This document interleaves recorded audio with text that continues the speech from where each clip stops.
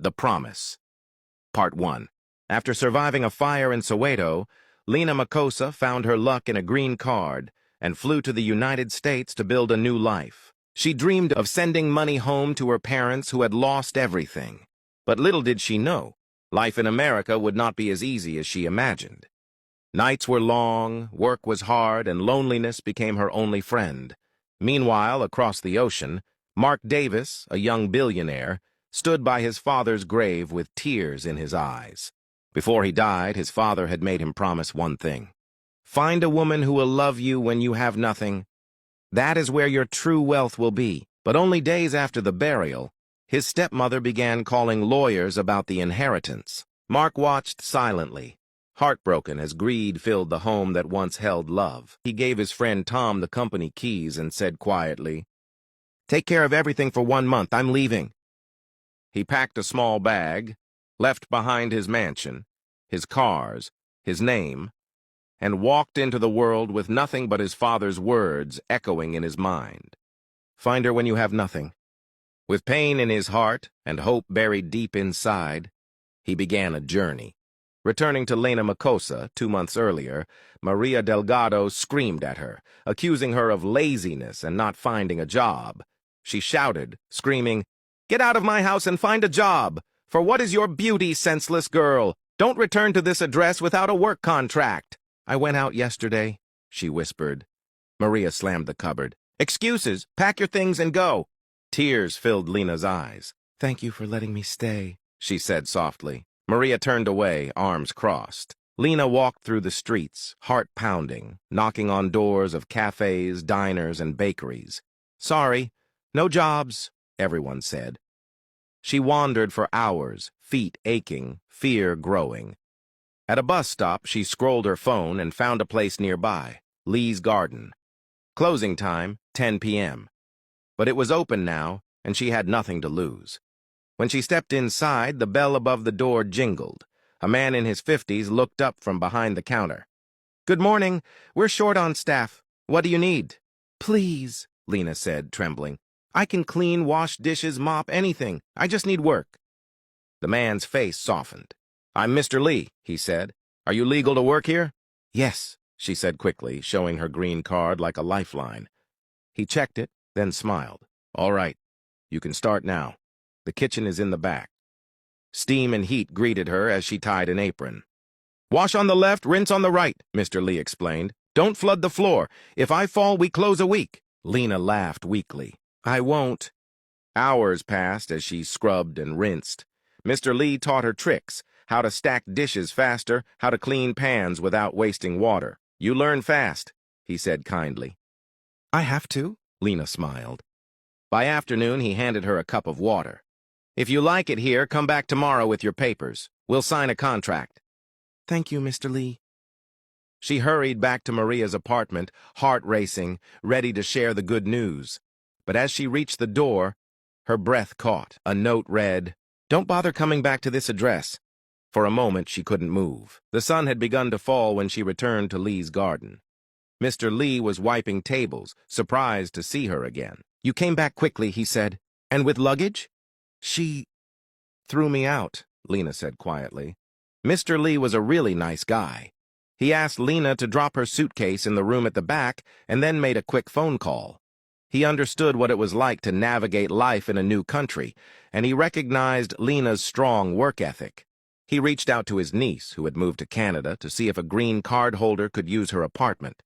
She told him, "Do whatever you want, Uncle.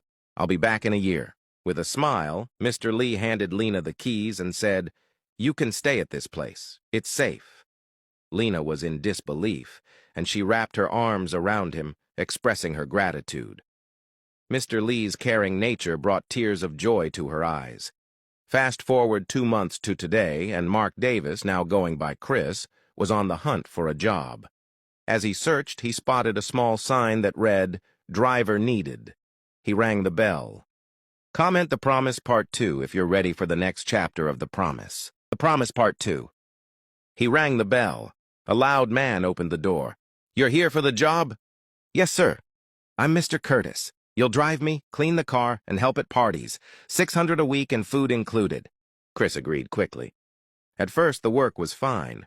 He washed cars, served drinks, and stayed polite. But life inside that house was full of shouting.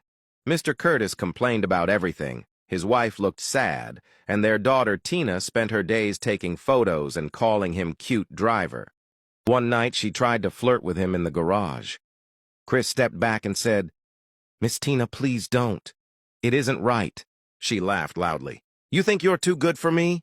The next morning, Mr. Curtis called him to the office. "Pack your things, you're fired." Chris tried to explain, but the man waved his hand. "I don't need excuses." So Chris walked out carrying his small bag again. By evening, he was tired and hungry. The air was cold and his stomach felt tight from emptiness. As he walked down the quiet street, the warm smell of food came from a small restaurant that was almost closing. Through the glass, he saw a woman wiping tables and humming softly. He pushed the door open. The bell above it made a small sound. She turned and looked at him. Her eyes were calm but full of surprise. "I'm sorry," she said kindly. "We're about to close." "I understand," he said. "I just need a few minutes to sit. Maybe a little food if it's not too late." She looked at him for a moment as if trying to read his face. Then she nodded. "You can sit there."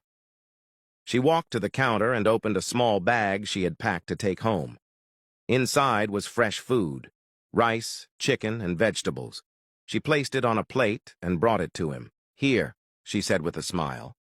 "I was going to give this to someone else, but tonight, it's yours." Chris reached into his pocket. He had only a few small coins and one crumpled note. "I don't have enough," he said quietly. "Maybe I can pay part of it." She shook her head. "No, it's okay. You can keep your money. Just eat." He looked at her, unsure what to say. No one had spoken to him so kindly in a long time. She went back to the counter and poured a glass of juice, then returned and placed it beside his plate. "You'll need this too," she said, smiling again. Chris looked up at her. The light from the hanging lamp touched her face softly. Her eyes were warm and bright, and for a moment he forgot how tired he was. "You're very kind," he said. "Not many people would do this. Where do you come from?" She paused for a second, then smiled. "I'm from South Africa," she said softly. "What's your name?" Chris asked with a curious glint in his eye. "My name is Lena Makosa. What about you?" Chris smiled softly. "I have 3 names, but you can call me Chris." Lena's face lit up with delight. "Chris! What a lovely name!" "You're very kind, Lena," Chris added, his voice warm like a cozy blanket. He couldn't help but admire her kindness. "Thank you," Lena beamed, her cheeks flushing slightly. She noticed Chris's gentle gaze, making her feel all the more appreciated. "Whose food have I eaten?" Chris inquired, a playful grin dancing on his lips. Lena smiled, her eyes twinkling with mischief. "Well, sometimes I pack food and pass by the shelter to give it to those in need." Chris's heart swelled with admiration. "That's so wonderful. You have such a big heart," he said, his eyes sparkling with warmth. Lena's warm smile and kind eyes were like sunshine breaking through clouds, and Chris felt a delightful flutter in his chest as he observed her compassion. The Promise Part 3. He looked at her again, really seeing her now, the calm strength in her eyes, the softness in her smile. After a moment of quiet, she checked the clock on the wall. "We're closing soon," she said softly. "Are you staying around here?" Chris hesitated. "No," he said. "I'm new to this city. I don't even know where to start." Lena frowned gently. "So it means you don't have anywhere to stay tonight?" He shook his head. "No, I don't." She wiped her hands on her apron and thought for a second. "There's a small shelter just 2 blocks from here," she said. "It's simple, but warm. The lady there is kind. I can walk with you until the corner. It's on my way home." Chris tried to refuse. "You've already done enough." But Lena smiled. "It's late and you don't know this part of town. Come on." They stepped outside together into the cool night. The city lights flickered on the wet pavement as they walked side by side. The streets were quiet, and the sound of their footsteps echoed softly between the buildings. When they reached the shelter, Lena pointed to a small red door under a yellow sign. "That's it," she said. Chris looked at her, grateful. "Thank you. You've been so kind to me tonight." She smiled, her eyes warm in the streetlight. "You're welcome, Chris. Good night." He stood there for a while, watching her walk away. In that moment, he realized he hadn't just found shelter. He had met someone whose kindness felt like light. The next morning, Chris woke up early in the shelter. The bed was small, and the air smelled of coffee and soap. For the first time in weeks, he had slept without worry. The old woman who ran the place, Martha, gave him a cup of tea and said kindly, "There's a small cafe down the street. They sometimes need help. You can try there." He thanked her and walked out into the morning light. The cafe door opened with a soft bell. Inside, the smell of fresh bread made him smile, and there she was, Lena, wiping the counter. She looked up surprised, then laughed softly. "You again? Looks like you found your way back to food." Chris smiled. "I took your advice. I stayed at the shelter. They told me you might need help here." Lena called her boss, Mr. Lee, an older man with kind eyes. "He can work hard," she said quickly. Mr. Lee looked at Chris, then nodded. "You can wash dishes and carry boxes. Start today." That was how Chris became part of the cafe. The work was simple but honest. He cleaned tables, washed cups, and learned how to make sandwiches. Lena worked beside him, smiling even when she was tired. During breaks, they sat on the back steps with mugs of tea. One afternoon, when the place was quiet, Lena asked, "Chris, what did you do before all this? You don't seem like someone new to work." He thought for a while before answering. "I served in the army for 4 years." Her eyes widened. "Really? You were a soldier?" He nodded. She listened quietly. "That must have been hard." "It was," he said softly. "But business seemed easier afterward. My father owned companies. I worked with him for a while. Then he got sick and—" His voice faded. "Things changed." Lena didn't push for more. "I'm sorry," she said gently. He gave a small smile. "You don't need to be. Sometimes life teaches us by breaking us a little." They sat quietly for a few moments, the hum of the refrigerator filling the space. After closing that night, rain began to fall. Lena forgot her umbrella, so Chris offered his jacket.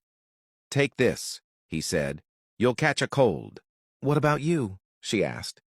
"I've been through worse weather," he said with a grin. They ran through the rain together, laughing like old friends. When they reached the shelter, both were soaked but smiling. Lena looked up at him, water shining on her face. "You don't belong to the streets, Chris," she said softly. "Maybe I'm learning where I do belong," he answered. She smiled and nodded toward the door. "See you tomorrow." He watched her walk away through the rain. For the first time since his father's death, he felt calm. Life was simple here. Warm tea, honest work, a kind voice that made the days brighter. That night, lying on his narrow bed, Chris whispered to himself, "Maybe this is what my father wanted me to find." And as the city slept, two lives that had started on different sides of the world were slowly beginning to move toward E.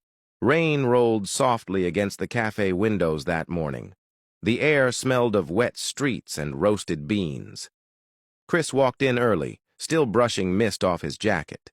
Mr. Lee stood behind the counter, folding napkins with tired hands. "Lena called in sick," he said. "Fever. She will not come today." The words sank straight into Chris's chest. "Is it serious?" he asked.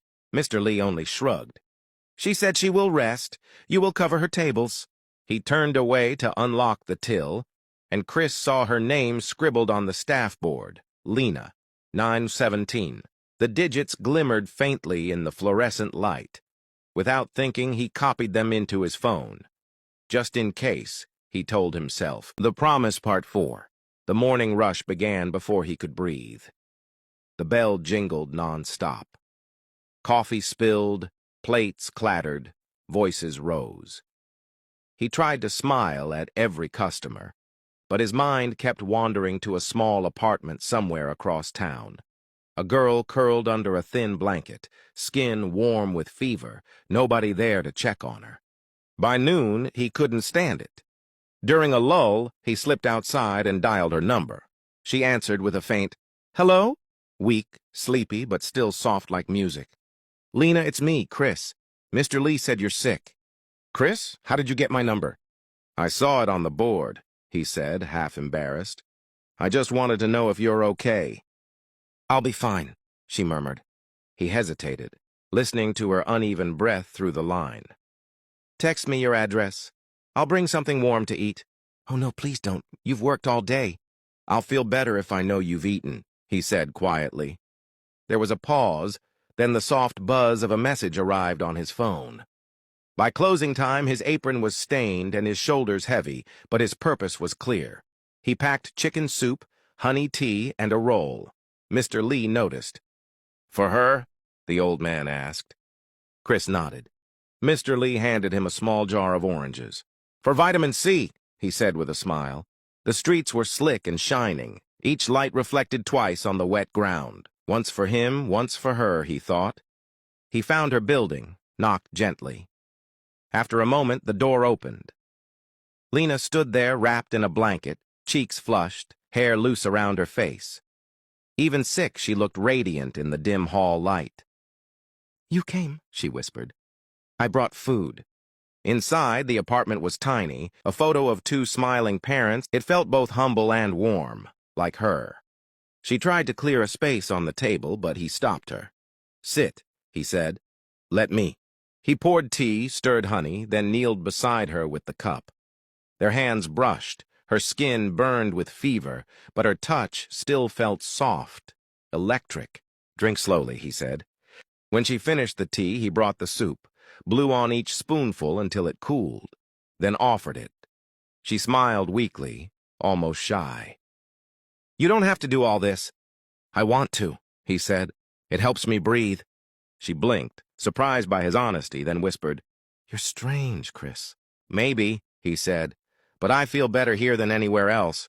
As she ate, he noticed the small details of her life. The letters stacked by the bed, the jar labeled rent, a sticky note above it that read, Keep going. He imagined her writing those words on a tired morning before work, pushing herself through another long day. It stirred something deep. Respect, affection, maybe even longing. When her appetite faded, he touched her forehead again. Still hot. He fetched a wet cloth, squeezed it gently, and laid it across her brow. She closed her eyes, and for a heartbeat, his hand lingered in her hair. Her breath slowed. The room smelled of ginger and rain. He sat beside the bed, watching the faint light from the street ripple over her face. Each time she moved, his heart tightened a little more. He wanted to call a nurse, buy medicine, anything. But he remembered his promise, his hidden life. He couldn't reveal who he was yet. Still, he took out his phone, ready to search for a clinic, then stopped. She stirred and whispered, half asleep. Stay, please. I'm not going anywhere, he said. Minutes slipped into hours. He changed the cloth, straightened the blanket, whispered small things to keep her calm. Stories about the cafe dog, the smell of morning coffee. She smiled in her sleep, just faintly, and he felt something break open inside him. A warmth he hadn't known he still carried. He realized then that he was afraid, not of her illness, but of what he was feeling. Affection was simple. This was not. This was something deeper, quieter, the kind that grows without permission. He tried to reason with himself. You barely know her. She's sick. Be sensible. He rose quietly, wandered to the window, and looked out at the sleeping street. He imagined the city full of people chasing money, noise, and light, his old world.